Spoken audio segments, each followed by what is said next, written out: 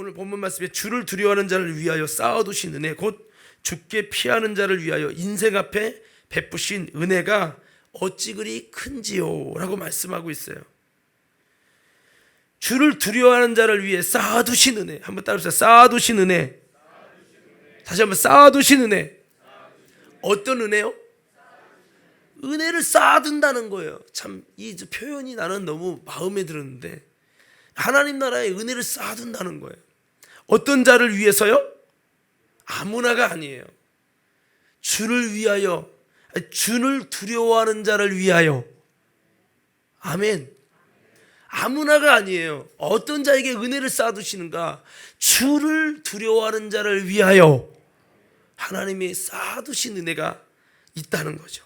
그리고 그 은혜가 얼마나 크냐.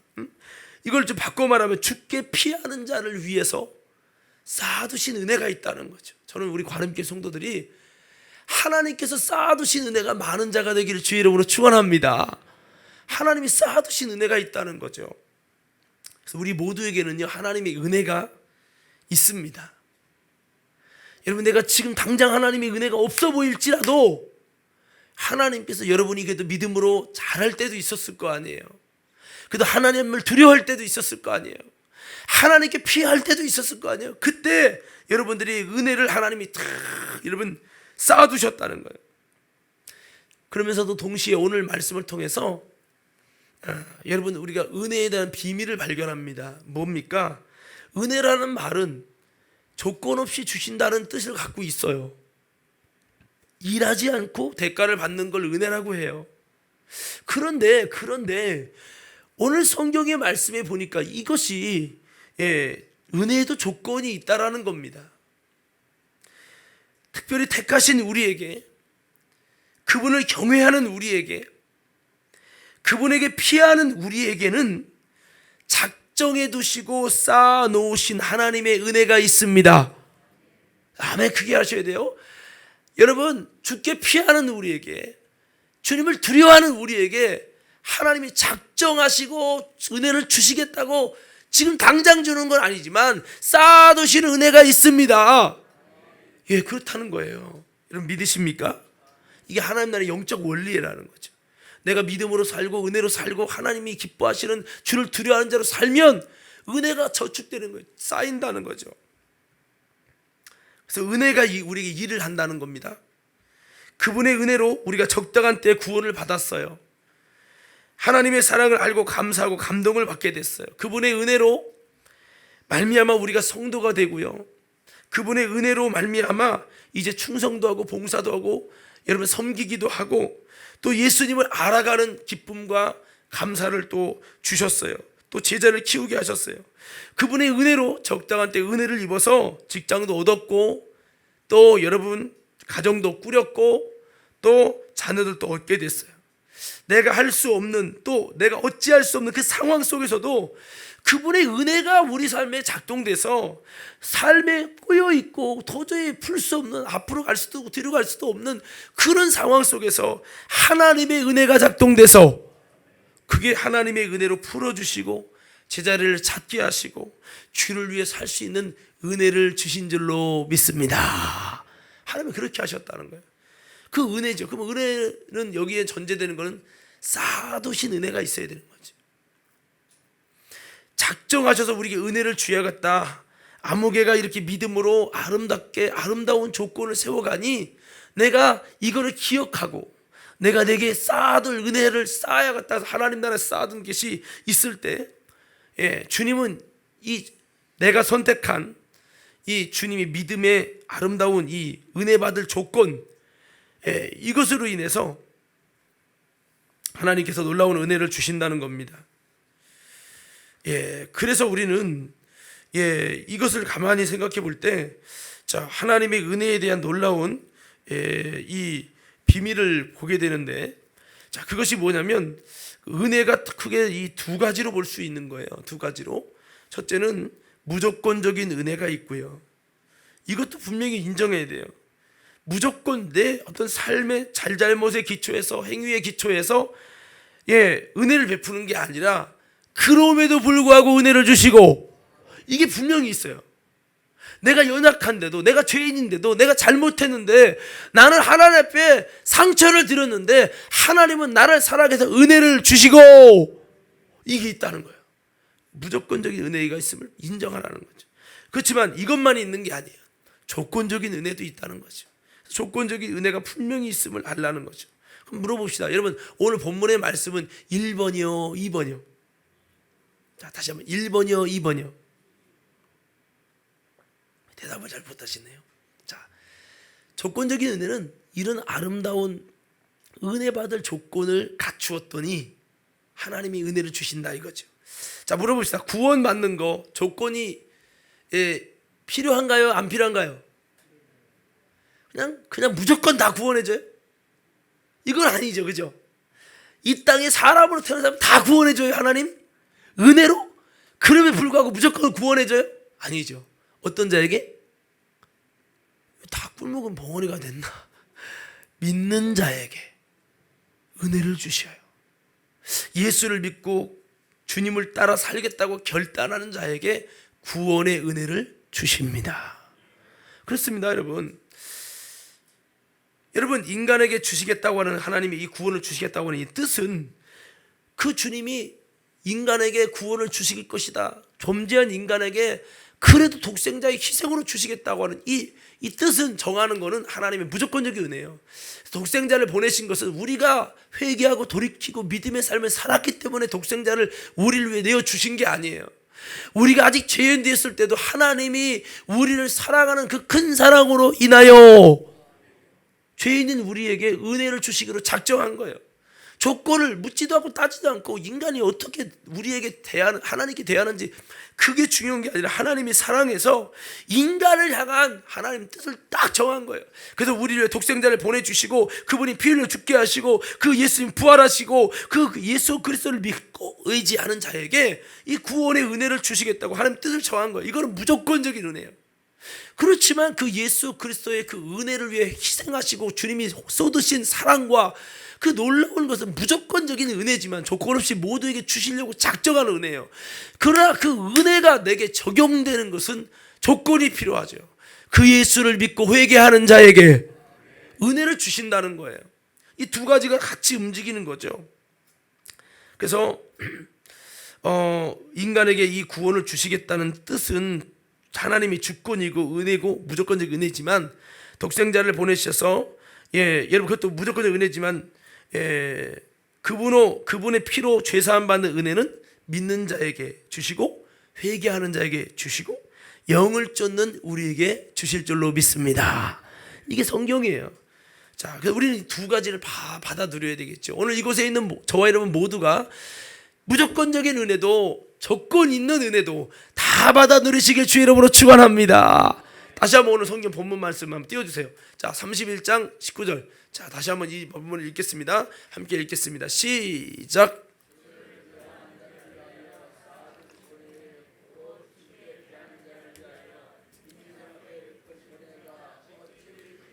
아멘. 여기 보니까요. 자, 이 말씀을 보니까 쌓아두신 은혜라는 표현이 쓰이는데 어떤 자를 위해서 쌓아두셨다고요? 자, 오늘 이 말씀은 조건 있는 조건적인 은혜일까요? 조건 없는 은혜일까요? 예? 그렇죠. 근데 사실 우리는 너무 조건 없는 것만 은혜다라고 하는, 왜 그럼 감동이잖아요. 내가 개망난 일을 살아도 하나님이 은혜 주신다면 얼마나 감동이에요. 그러니까 이게 인간 중심적인 은혜를 해석하는 거예요. 감동적인 은혜가 물론 그것도 있어요.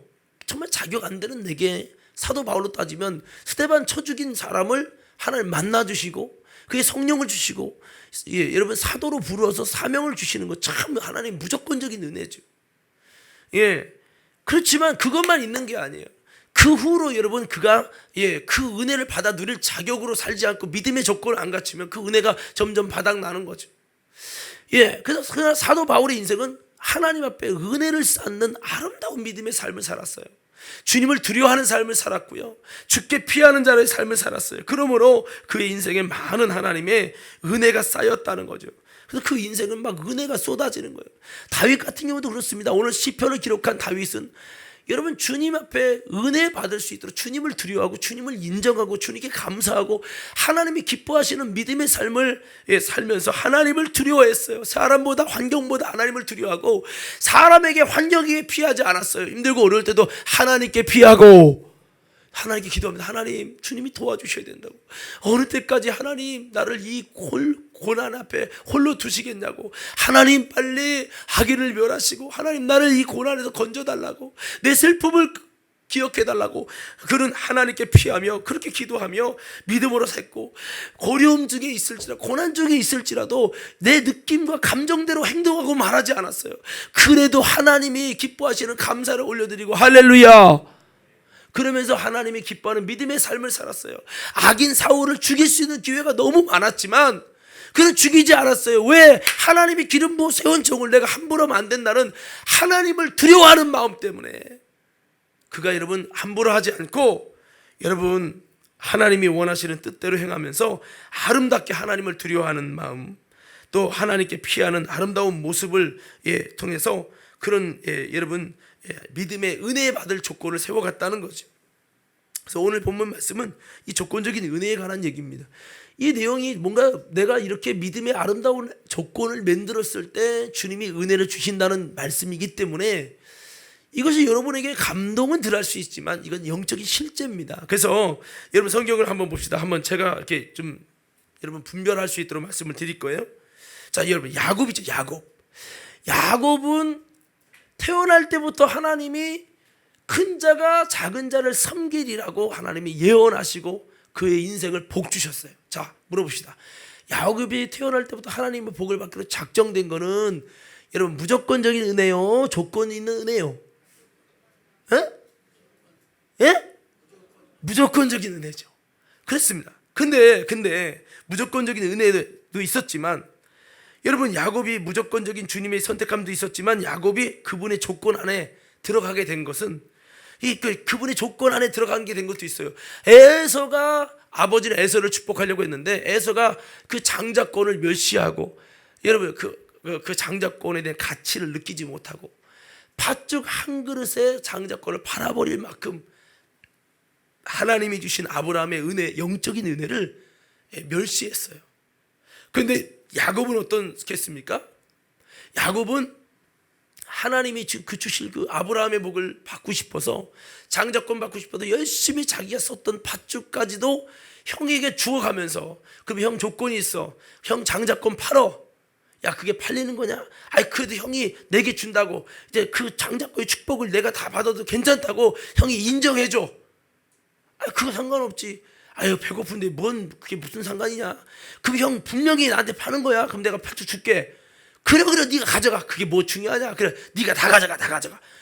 이렇게 해서 이러면 에서는 여러분 믿음의 아름다운 조건을 이루지 않았고, 이 동생 이 야곱은 그 하나님의 은혜를 사모함으로 하나님께서 여러분 정말 이 야곱에게 은혜를 주시는 놀라운 은혜를 복을 받고, 그 복을 받고 여러분 삼촌의 집으로 가다가 하나님께서 나타나십니다. 그리고 이삭이가 내게 복을 내린 것처럼 내가 내게 복을 줘서 너를 반드시 가나안 땅으로 돌아오게 하고 나는 너의 하나님이 될 거라고 하나님께서 놀랍게 여러분 야복과 그 베델에서 정말 하늘문이 열리고 주님의 천사들이 오락내려가는 그 역사를 통해서 복을 주셨어요. 이거 보면 야곱이 그래도 주님의 무조건적인 은혜 때문에만 잘 된 게 아니라 그의 믿음으로 주님의 은혜 받을 조건을 선택하게 된, 핍박이 있고 형한테 맞아 죽을 것 뻔히 알면서도 그 장자권의 축복을 사모하고 받으려고 했던 아름다운 믿음의 모습이 있었다는 거죠.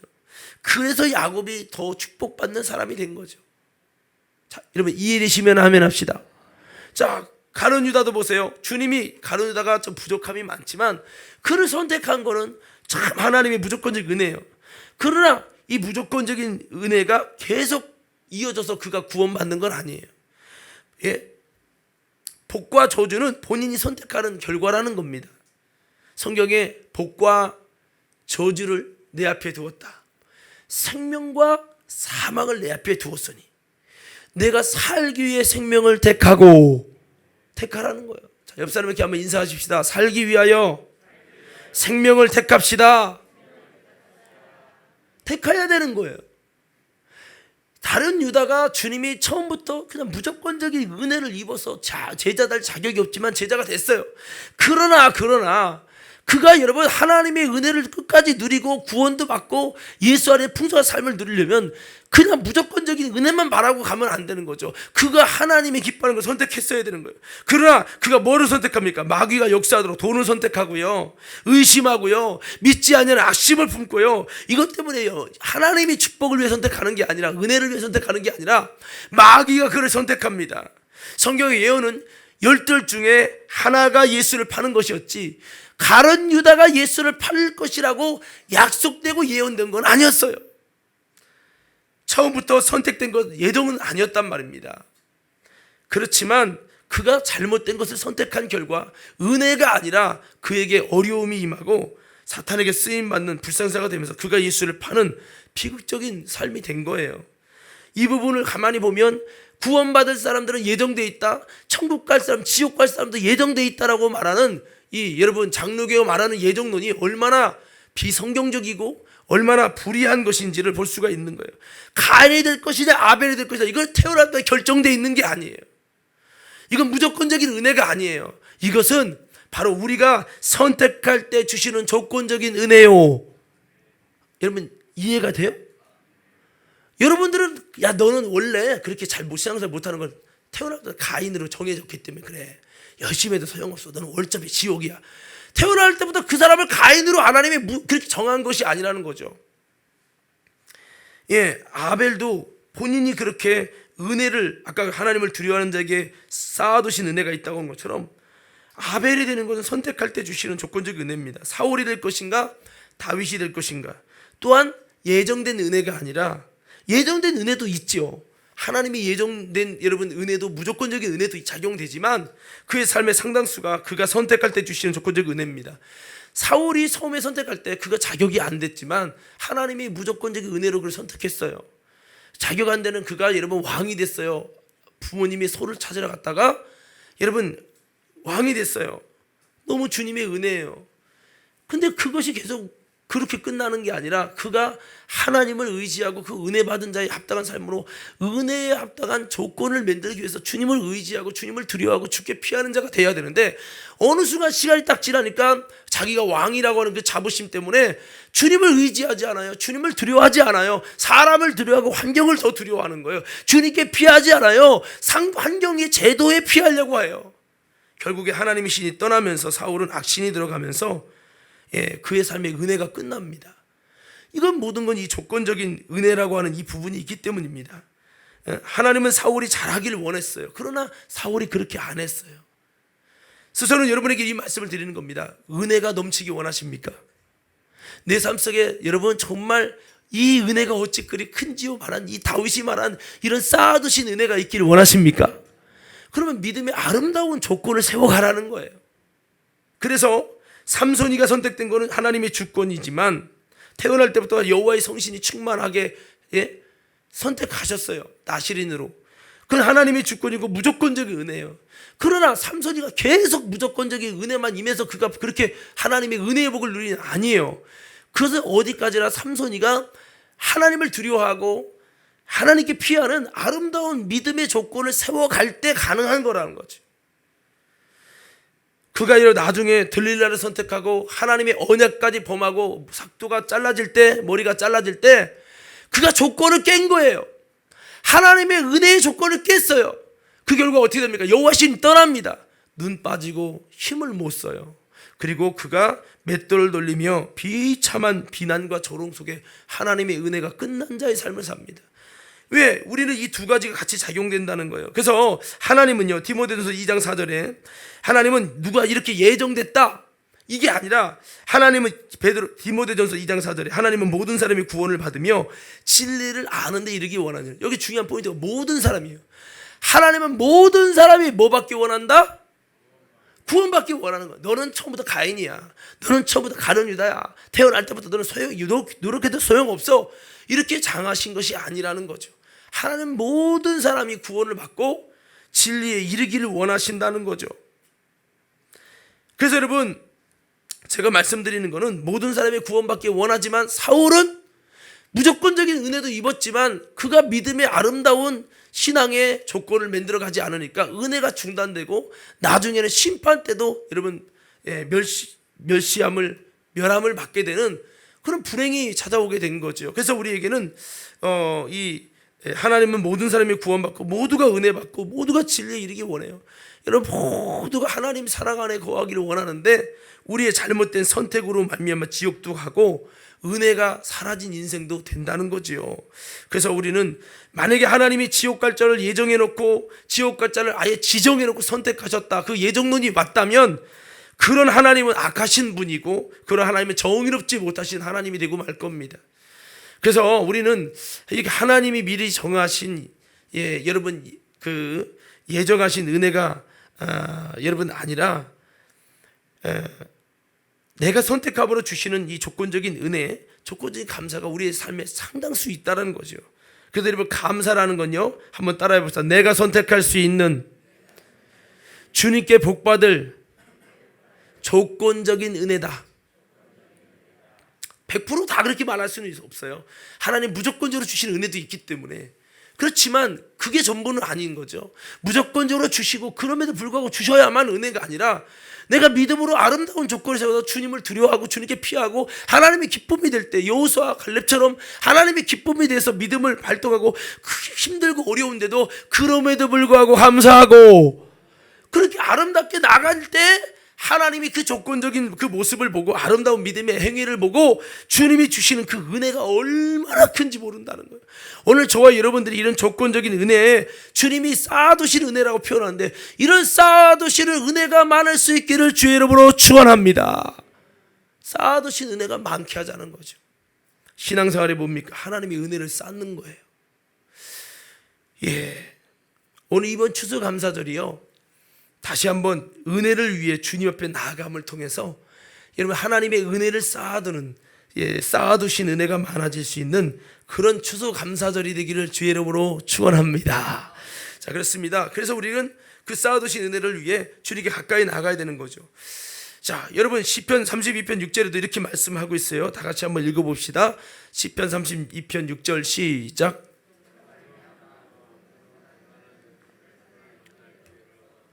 주께 기도할지라 진실로 홍수가 범람할지라도 그에게 미치지 못하리라.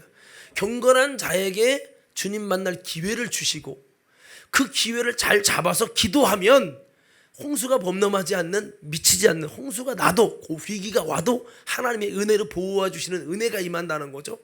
결국은 경건은 선택입니다. 기도도 선택이에요. 내가 여러분 그 선택을 하지 않는다면, 주께 피하는 일을 하지 않고 주님을 두려워하지 않는다면 이런 하나님의 은혜가 임할 수 없는 거죠. 그래서 저는 여러분들이 은혜를 심는 믿음 생활 되기를 주의 이름으로 축원합니다. 자, 그래서 저를 한번 보세요. 저를 보세요. 그러니까 이런 거죠. 우리가 믿음으로 하나님 앞에 그럼에도 불구하고 감사하며 또 여러분 순종하며 기도하며 이렇게 아름답게 주님을 두려워하는 삶을 살면 이것이 지금 바로 은혜를 주는 게 아니에요. 이게 뭐 하게 된다? 은혜가 하늘에 쌓이는 거예요. 쌓았다가 내가 생각지 못할 때 우리의 은혜의 필요를 따라 주님이 때를 따라 주시고, 때를 따라, 그러면 우리는 뭐죠? 내가 나름대로 열심히 기도했는데 되는 것도 없네. 40일 작정 기도를 했는데 되는 것도 없는 것 같고, 나름대로 충성하고 봉사하고 정말 밥도 못 먹으면서 운전도 하고 성가대도 하고 다 했는데 하나님 내게 무슨 은혜를 주셨습니까? 라고 할 수 있어요. 근데 그 은혜가 없는 게 아니라 뭐 했다? 저축했다. 저축. 여러분 열심히 일을 하고 그 일한 돈이 통장에 들어오면 여러분 천차를 안 줬다고 따지는 사람 없잖아요. 통장에 쌓인 거니까. 통장에 있는 것도 내 거. 하나님께서 여러분이 믿음으로 아름답게 주를 두려워하는 삶을 살면 여러분에게 주실 은혜가 먼저 어디로 들어간다? 천국 통장에 들어간다는 거예요. 쌓였다가 필요에 따라서 주님이 그 은혜를 우리에게 베풀어 주시고 한다는 거죠. 그러면요, 우리는 뭣도 있어야 돼? 지금 너무 코로나 때문에 힘들고 경제가 안 되니까 주님 갑을 좀 해주세요. 갑으로 입는 거를 빼가는 거죠. 갑을 좀 해주시죠. 지금 은혜 달라 이 말이요. 이 갑을 하려면 있어야 갑을이 되는 거예요. 그러니까 여러분, 내가 쌓아둔 은혜가 있는 자는 어려울 때 주님께 부르짖어 기도하고 하나님께 간구하면 하나님이 쌓아둔 은혜를 주시고, 쌓아두지 못한 사람은요 그때 악인은 부르짖어도 안 되는 거예요. 성경에 항상 주님께 범사에 감사하는 자들에게는 환난 중에 나를 부르라 내가 그에게 응답하리라 약속하고 있는 거예요. 옆 사람에게 물어보세요. 당신은, 다시 크게 한번 옆 사람이 한번 주먹을 치면서 물어보세요. 당신은 은혜를 쌓아가고 있습니까? 정부에서 여러분 지원금을 해줬어요. 그죠? 그럼에도 불구하고 줬어요. 그 무조건적인 은혜였어요. 근데 그거는 일시적이잖아요. 아이고 정부 준 거 다 써버렸어. 저도 다 썼어요. 이렇게 은혜를 다 써버린 사람은 없을 때 다시 통장에 잔고가 없기 때문에 아무것도 못해요. 우리 신앙생활에 은혜를 쌓아서 은혜 쌓아진 게 내가 받아들인 것보다 쌓은 게 많으면 정말 큰 위기 때 하나님 앞에 간절히 기도하면요 하나님께서 그 쌓아두신 은혜를 풀어주시고 이게 되는 거예요. 쌓은 게 없으면 안 되는 거죠. 자, 그렇습니다. 그래서 다윗도 다윗의 수고로 여러분 그 자손에게 은혜를 쌓았는데, 그래서 솔로몬이 잘못했지만 다윗의 수고 때문에 솔로몬 때는 하나님이 치지 않으셨어요. 저도 이게 하나님의 부름 받아서 이게 여러분 처음 목회지에 가게 될 때 제가 잘했던 게 아니에요. 정말 잘못한 부분과 믿음 생활도 바닥을 쳤어요. 기도하라고 해도 기도도 안 했고 그랬는데 그래도 예전에 하나님을 사랑하는 마음으로 열심히 주님을 위해 힘쓰고 잠 못 자가면서 충성했을 때 그런 모든 부분들이 하나님께 그래도 은혜로 쌓여졌던 것이 있어서 주님께서 나를 불쌍히 보시고 정말 내 인생에 너무 중요한 시기에, 그때 아마 단독 목회 안 나갔으면 저는 이 자리에 없습니다. 나는 나가고 싶지 않았지만 하나님의 강권적인 은혜로 그게 됐고요. 또 뭐 그 외로도 뭐 아마도 여러분 돌이켜보면 있을 거예요. 저도 그렇지만 그때 내가 정말 제 결혼에 실패를 한번 했었다고 그랬잖아요. 결혼 실패를 하고 참 많은 아픔이 있었는데 또 하나님이 또 이게 쌓아두신 은혜가 있는 건지 아니 무조건 은혜인지 잘 모르겠지만 내 필요에 따라서 정말 하나님의 놀라운 은혜를 주셨던 것들을 경험하게 됐는데요. 그렇습니다. 여러분 우리 삶 속에 쌓아두신 은혜가 있다가 그걸 때에 따라 주시거나 또 우리가 필요할 때 끌어다 쓸 수 있도록 하나님이 이것을 허락하셨어요. 우리 성경에 보면요, 먼저 히브리서 4장 16절 한번 볼게요. 히브리서 4장 16절 한번 띄워주세요. 자, 우리 한번 다 같이 한번 읽어보겠습니다. 이것은 쌓아두신 은혜를 내가 끌어다 쓸 수 있는 이 방법이에요. 4장 16절 시작.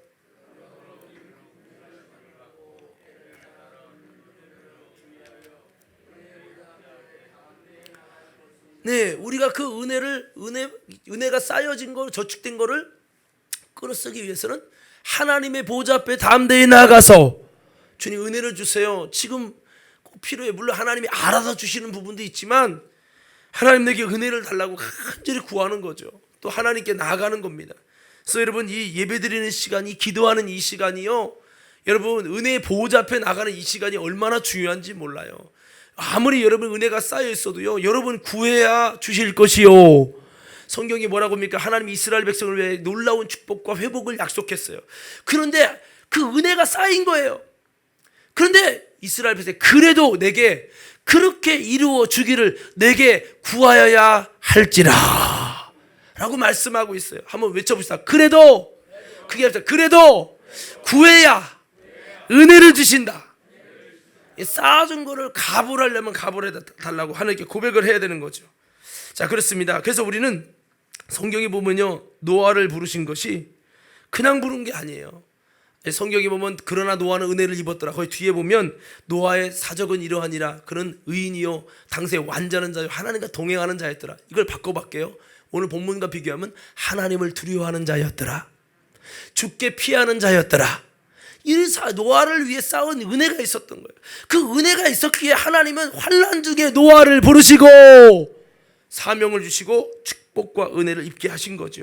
아브라함을 부르신 것도 마찬가지입니다. 그가 여러분 갈대아 우르 우상의 도시 있으면서도 하나님을 섬기며 아버지는 우상을 섬겼지만 그가 하나님을 사랑하고 하나님을 섬기는 그 모습을 보시고 쌓인 은혜가, 하나님을 두려움으로 주께 피하는 것을 통해 쌓인 은혜가 있었기 때문에 하나님이 아브라함을 믿음의 조상으로 선택해야 되겠다라고 그에게 하나님 은혜를 허락하시기를 원하셨다는 겁니다. 그래서 우리는 은혜를 쌓고 은혜를 심고, 이게 뭡니까? 진정한 신앙생활임을 기억하며, 우리 은혜를 쌓되 힘들고 어렵다고가 아니라 여러분 어떤 순간에도 계속해서 하나님께 은혜 쌓기 위해서 믿음으로 전진할 수 있는 저와 여러분 모두가 되기를 주의 이름으로 축원합니다. 그래서 우리 삶에는 두 가지가 같이 작동돼요.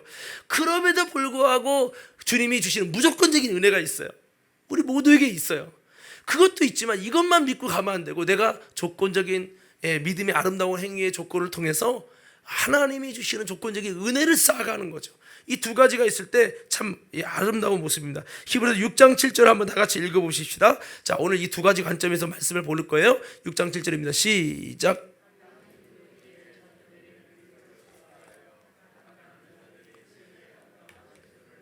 하나님께 복을 받고, 자 보세요.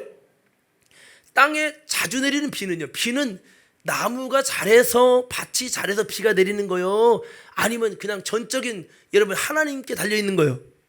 그렇죠. 이게 뭐냐면 무조건적인 은혜예요. 자주 내리는 비를 하나님 무조건적인 은혜를 받고 고맙구나, 주님 감사하구나 하고서는 이제 밭 가는 자들이 쓰기에 합당한 채소를 내면, 합당한 열매를 맺으면, 이게 뭡니까? 우리의 아름다운 주님을 두려워하고 주님을 쫓아가는 믿음의 행위요. 이것이 은혜의 조건을 만들어 가는 거예요. 이 정기영 권사님에게 하나님이 무조건적 은혜를 줬어요. 권사님이 잘못했는데도 막 은혜를 줘버렸어. 이거 받고 하나님 너무 감사해서 내가 충성할게요, 주님의 기쁨이 될게요 해서 아름답게 믿음으로 살아요. 그 믿음으로 사는 이것이 또 쌓아지는 은혜가 돼가지고 하나님이 그렇게 믿음으로 쌓기 때문에 아름다운 또 은혜가 또 예비되는 거예요. 그러나 합당한 채소를 안 내고 믿음으로 살지 않고 주님을 두려워하지 않고, 하나님이 무조건적인 은혜를 주었는데도 두려워하지 않고 하나님께 피하지 않고, 여러분 세상을 두려워하고 사람을 두려워 환경을 두려워해서 주님이 기뻐하는 믿음의 삶을 살지 못하고, 여러분 그러면 하나님께 복을 못 받게 되고 은혜를 못 받게 되는 거죠. 8절도 한번 띄워주세요. 시작. 만일 가시와 엉겅퀴를 내면 버림을 당하고 저주함에 가까워. 그 마지막은, 이 불사람은 은혜가 아니라 반대인 거죠. 그래서 가시와 엉겅퀴를 낸다는 것은 주님을 두려워하는 아름다운 믿음의 삶을 살지 못하는 것을 말합니다. 하나님께 아름다운 조건을 만들어 드리지 못할 때 그 결과는 은혜로, 하나님의 무조건적인 은혜가 부어졌지만 은혜로 시작해서 사망으로 끝나는 거예요. 심판으로 끝난다는 거죠. 저는 여러분 세상의 불신자들을 보세요. 하나님의 무조건적인 은혜가 그들에게도 있었습니까? 없었습니까? 하나님께서 불신자, 예수 믿지 않는 자들에게도 하나님이 무조건적인 은혜를 주셨어요? 안 주셨어요? 주셨어요. 독생자를 주셨어요. 하나님의 형상을 입도록 인간으로 태어나는 은혜를 주셨어요. 하나님의 형상을 주셨단 말이에요. 우리가 상상할 수 없는 많은 무조건적인 은혜를 줬어요. 그러나 그들은 그 하나님 앞 은혜 주시는 자주 내리는 비를 흡수하고 합당한 열매를 맺지 않아요. 그게 뭐예요? 예수님을 믿고 따르는 삶이 아니란 말이에요. 하나님 두려워하지 않는단 말이에요. 그러니까 쌓여가는 은혜가 없는 거예요. 그러면 그들은 뭐만 쌓이죠? 심판과 사망과 화만 쌓는 거예요. 불신자들이 하나님이 그렇게 사랑해 줬고 그렇게 특별하게 대우해 줬고 천사보다도 귀하게 하나님의 형상으로 불러줬지만, 예수님이 그를 위해 죽었어요. 우리만을 위해 죽은 게 아니에요. 모두를 위해 죽고 모두가 구원받길 원하세요. 아멘 하십시다. 그렇지만 그들의 그 사랑, 그 주님을 두려워하지 않아요. 주님께 피하지 않아요. 그러니까 그들은 뭐를 쌓아가는 거예요? 쌓아지는 은혜가 아니라 화를 쌓는 거예요. 은혜를 쌓는 게 아니라. 저는 여러분들이 은혜를 쌓기를 주의 이름으로 축원합니다. 은혜를 쌓아야지 화를 쌓으면 안 돼요. 불신자들은 그렇게 되는 거지요. 그래서 가시와 엉겅퀴를 내면 버림을 당한다고요. 은혜가 아니라 저주함에 가까워진다는 거죠. 그래서 신앙생활이 뭐냐? 은혜를 쌓고 은혜를 심는 게 신앙생활이에요. 자, 우리 한번 외쳐봅시다. 신앙생활은 은혜를 쌓고 은혜를 심는 것이다. 많이 심은 자도 있고, 어떤 사람에게는요 삶의 흔적이 많이 심었어요. 잔뜩 있어요. 그런데 이 땅에서 하나님께 이에서 은혜를 별로 안 베풀어 주신 사람, 통장이 많은 사도 있을 것이고, 예? 그리고 여러분, 어떤 사람은 쌓인 게 거의 없어요. 다 그냥 이게 다 여러분 이미 다 받아가지고 이미 자기 상을 받았느니라, 이게 다 받은 거예요. 없는 사람들도 있어요. 예, 그래서 우리는 이 은혜를 심은 삶을 살고 그렇게 하는 것이 아름다운 신앙생활의 비결이라고 말씀하고 있습니다. 잠언서 19장 17절에 보니까 여러분, 은혜를 쌓는 것이 무엇인지 이렇게 말씀합니다. 가난한 자를 불쌍히 여기는 것은 여호와께 꾸이는 것이니 그 선행을 갚아주시리라. 선행을 갚아준다는 거, 은혜를 주겠다는 거예요. 은혜가 쌓여 있다는 거죠. 그래서 우리가 가난한 자를 불쌍히 여기는 거, 또 하나님께 믿음으로 예배하는 거, 기도하는 거, 힘들지만 십자가 지고 충성하는 거, 그럼에도 불구하고 감사하는 거, 주님 때문에 욕먹는 거, 이런 모든 것들이 여러분 하나님께 꾸이는 겁니다. 그러면 은혜가 쌓이는 거죠. 그 선행을 갚아주실 날이 온다는 거예요. 예, 누가복음 6장 20절에 26절 말씀에 보면 주님을 때문에, 복음 때문에, 천국 때문에 가난해지고 울게 되고 주님 때문에 줄이고 주님 때문에 욕먹는 사람들, 이 사람들은 하나님의 나라에서 많은 웃음과 기쁨으로 갚아주실 것이라고, 은혜로 갚아주실 것이라고, 이들은 하나님의 은혜와 복을 쌓고 있는 것이라고 말씀하고 있어요. 사랑하는 성도 여러분, 우리는 다시 한번 하나님 앞에서 아름다운 정말 은혜를 심어갈 수 있는 저와 여러분 모두가 되기를 주님의 이름으로 축복합니다. 그래서 신앙생활이 이렇게 은혜를 쌓아가는 모습이 되어야 된다는 거죠. 자, 그렇습니다. 여러분, 우리는 이렇게 하나님의 놀라운 은혜, 여러분 또 하나님의 놀라운 이 역사를 를 만들어가는 선택권이 우리에게도 있는 겁니다. 우리는 천국에 쌓는 그 은혜의 삶이 되고 이 땅에서도 많은 받을 만큼 쌓아두신 은혜가 우리 심령들에게 많게 되어야 된다는 거예요. 특별히 여러분, 우리가 부흥회도 여는데 이 부흥회 때 하나님께 은혜를 많이 쌓는 자리가 되기를 주의 이름으로 축복합니다. 할렐루야. 예, 그렇게 쌓아가는 자리가 되어야 되죠. 부흥에 쌓아두신 은혜의 역사를 창조해가는 시간이 되어야 된다는 거죠. 성경에 보니까 이 추수감사절이 우리 지나고 있잖아요. 추수감사절이 다른 말로 하면 초막절이라고 했어요. 한번 따라합시다. 초막절. 이 초막절이라는 것은 여러분, 가나안 땅에서, 하나님의 약속의 땅에서, 약속의 곳에서 집을 누리고 살아가고 있는 편안한 그들에게 추수감사절, 즉 추수감사절은 바꿔보면 수장절인데, 곡식을 저장함으로 추수하고 저장을 마치고 나서 주님 이렇게 열매를 주셔서 감사합니다. 열매를 처음 거두면서는 맥주절을 지켰고, 열매를 다 거둔 다음에 마무리하고 이제 다 마무리하기 위해서 감사합니다. 수장절을 지키게 했어요.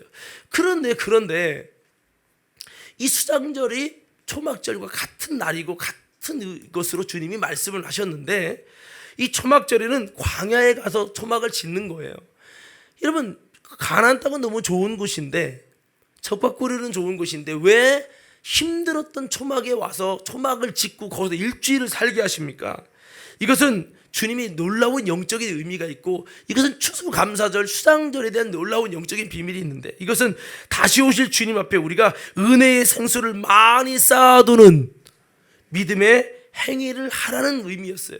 그러니까 여러분, 우리가 이제 레위기서를 한번 볼 건데요, 23장 33절 44절 볼 건데, 시간 관계상 38절부터 40절까지만 읽겠어요. 자, 한번 띄워줘 보세요. 자, 레위기서 여기 23장은 이 초막절에 관한 규례입니다. 함께 읽겠습니다. 시작.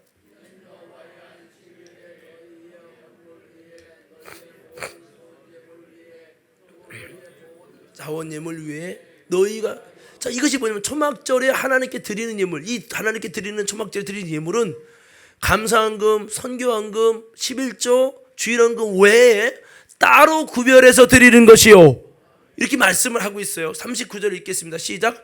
너희가 토지 소산 거두기를 마치거든 7째 달 15째 달부터 1회 동안 7일 동안 여호와의 절기를 지키되 첫날에도 안식하고 8자에 안식할 것이요.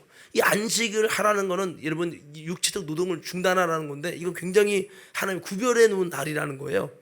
그래서 첫째 날도 마지막도 하나님 안식을 하게 했어요. 자, 계속 있습니다. 시작. 너희가 아름다운 나무 실과와 종려나무 가지와 무성한 나무 가지와 신의 버들을 취하여 너희 하나님 여호와 앞에서 이레 동안 즐거울 것이라. 자, 여기 계속 있습니다. 조금 41절 시작. 너희는 매년 이레 동안 여호와께 이 절기를 지킬지니 너희 대대의 영원한 규례라. 너희는 일곱째 달에 이를 지킬 것이야. 자, 40절 띄워주세요. 여기 보면 첫째 날에 뭐냐, 초막을 지라는 거예요. 이 초막을 어떻게 짓냐? 아름다운 나무실과 그 다음에 종려나무 가지, 그 다음에 무성한 나무 가지, 그 다음에 신의 버들을 취해서 드려라. 이게 무엇을 의미할까요? 잘 보세요. 여러분, 아름다운 실과를 거기다 나무를 걸어 이렇게 과일을 막 걸라는 거예요. 그 초막에. 아니, 뭐 하는 거죠 이게? 하나님이 그렇게 하신 목적이 있어요. 이건 그림자 같은 건데요. 이것은 다시 오실 주님 앞에 너희가 어떤 모습이 되냐, 우리의 마지막 때의 모습이 이런 과실처럼 아름다운 열매가 되게 하소서, 이거예요. 그리고요, 종려나무는 메시아를 기다리는 믿음이에요. 신부의 믿음이에요. 그래서 계시록에 보면 종려나무를 가지고 신부들이 다 여러분 예비에 있다고 그랬어요. 그러니까 주님 오실 때 우리가 예수님을 맞기 위해 메시아를 기다리는 믿음, 신부의 믿음으로 세워져야 한다. 이런 아름다운 믿음의 행위를 하는 곳이 어디예요? 이 초막절마다 그렇게 하게 했다는 거죠. 그리고 또 보세요. 이 무성한 가지는 뭐예요? 무성한 가지가 뭘 의미할까요? 무성한 가지, 생명력 있는 상태를 말해요. 주님 다시 오실 때 너는 무성한 가지처럼 생명력 있는 신앙이 되고, 그러나 주님 오실 때 병들고 시들어 있는 모습이 되면 안 된다는 거죠. 그리고 신의 버들을 취하라고 했어요. 신의 버들은 어디서만 나요? 물이 있는 곳에만 나요. 물 없는 곳은 절대 안 나요. 물이 있는 곳에만 나는 게 신의 버들이에요. 신의 버들을 가지고 그들을 어떻게 했냐면, 제가 여러분 주석을 찾아보니까 신의 버들을 가지고 팍 이게 땅을 두드린다는 거예요. 왜 두드려? 이게 어떤 모습이냐 봤더니 비를 많이 내려서 열매 좀 많이 거두게 해달라고 비를 구하는 것을 위해서 땅을 쳤어요. 비는 물이죠. 이 신의 버들은 물 있는 곳에만 자라는 특수성이 있는데, 이것은 뭐예요? 성령의 생수를 구하는 거예요. 이 초막에서 뭐를 하라고 한 거냐면 하나님의 아름다운 열매와 신부의 믿음과 생명력이 충만한 내 모습이 되도록, 그 상태가 되도록 주님 내게 성령의 충만함을 허락하옵소서. 이 초막에서 추수감사 절기에 뭐를 하는 거예요? 아름다운 모습으로 세워지도록, 성령의 충만함을 통해 생명력이 있도록, 좋은 열매 되도록, 신부의 믿음 되도록 주님 나를 바꿔달라고 초막에서 일주일 동안 첫날부터 이걸 해놓고 주님 오실 때 부끄럼 나가지 않는 아름다운 모습 되게 해달라고, 이렇게 이걸 한마디로 바꿔볼게요. 한번 따라해 봅시다. 열매가 멋지게 되게 하옵소서. 이거예요. 이걸 일주일 동안 하는 거예요. 이게 어떻게 말하면 현대판 부흥회입니다. 자, 보세요. 자, 추수감사절의 영적 의미가 있어요. 겉으로는 곡식을 저장해서 이만큼 물질적으로 거두게 하시면 감사합니다. 근데 이거는 절기가 영적으로 보면요, 이게 예수 그리스도의 역사로, 구속사로 이어지는데, 맥주절은 이 오순절이라고 하잖아요. 이 맥주절에 곡식을 첫 단을 거두기 시작해서 49일을 계산해서 첫 수확을 거뒀을 때 맥주 감사절을 지켜요. 맥주절이 오순절과 같아요. 이게 뭡니까? 곡식의 처음 익은 열매로 하나님께 올려가지는, 이게 뭡니까? 오순절 사건, 오순절 성령 강림 사건이에요. 그래, 이 곡식이 남이 아니라 누구냐? 누구요? 우리라는 거예요.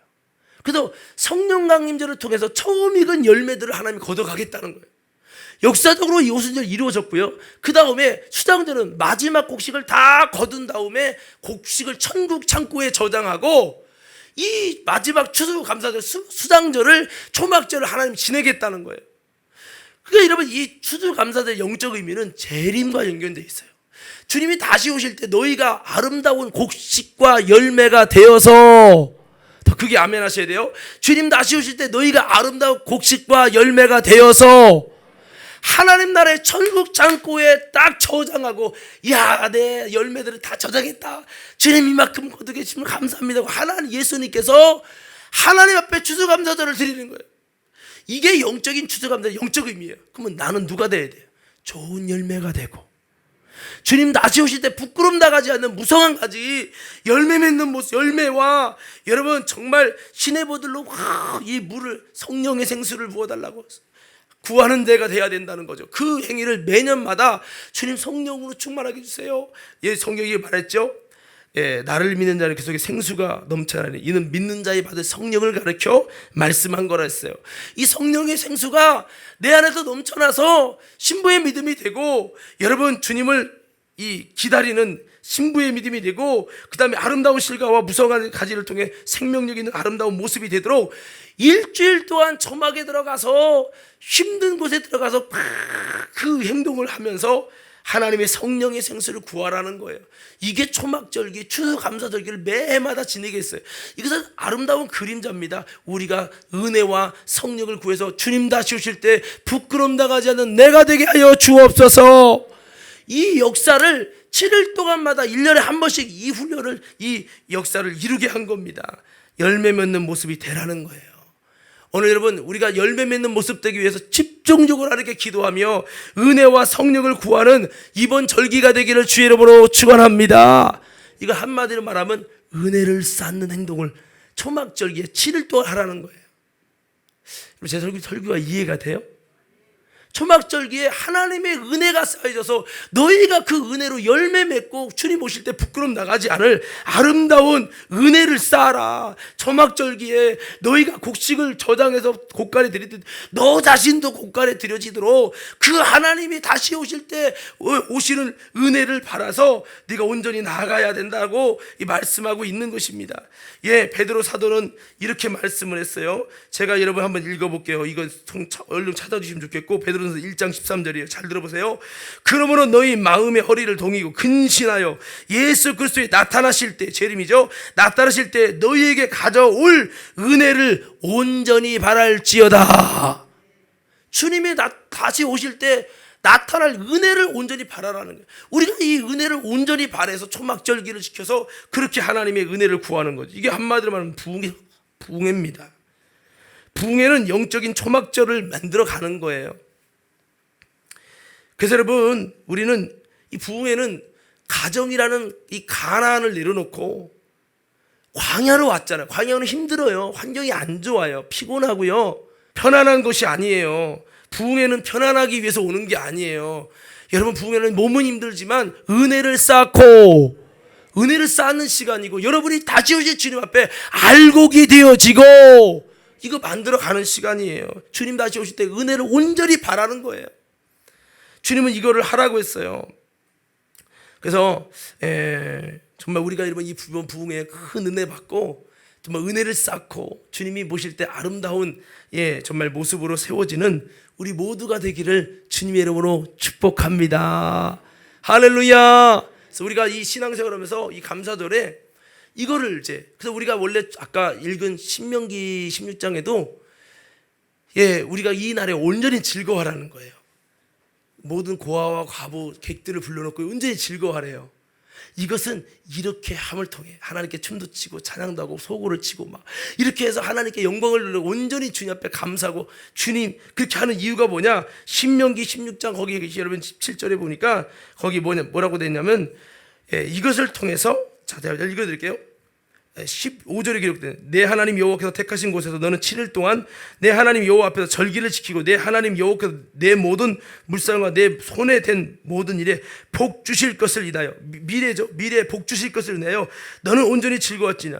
온전히 즐거워하는 것은 우리가 하나님께 은혜를 쌓는 행위고, 은혜를 쌓는 행위를 하라는 거예요.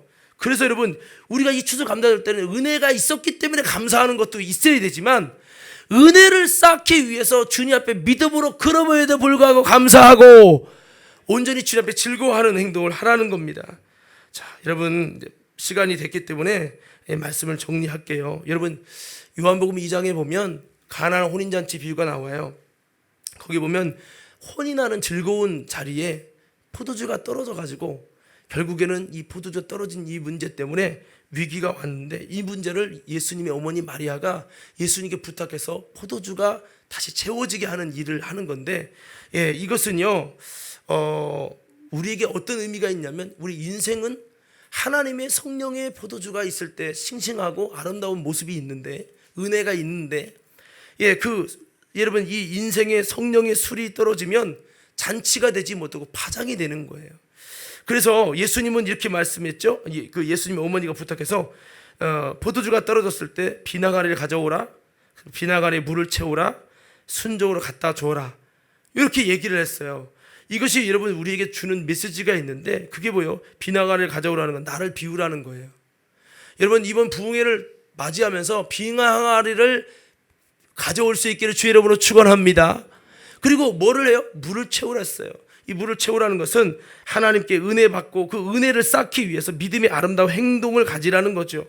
말씀을 채우고 기도를 채우고 순종을 채우고 찬양을 채우고 여러분 예물을 채우고 하나님께 아름답게 그 빈 잔에 세상 것이 아니라 하나님이 은혜로와 성령의 세술로 채우실 것으로 채우는 겁니다. 세 번째는 떠다 주는 거예요. 마지막 순종할 때 역사가 일어난다는 겁니다. 예, 그래서 마지막 이 성령 충만이 딱 일어나면 성령의 여러분 그런 세술로 바뀌면 영적인 술로 변화되어질 때 인생의 잔치는 계속 된다는 거예요. 기쁨은 계속 된다는 거죠.